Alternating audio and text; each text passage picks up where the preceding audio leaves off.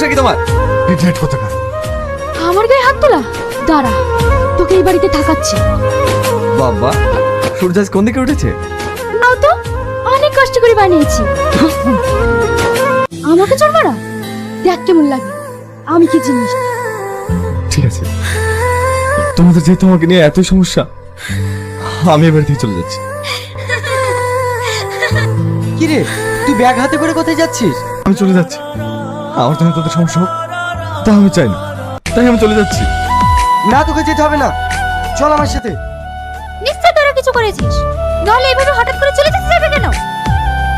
তোদেরকে আমি কতবার বলেছি তোকে ডিস্টার্ব করবি না? ও এই বাড়িতে আসতে চাচ্ছিল না, আমি ওকে জোর করে নিয়ে এসেছি।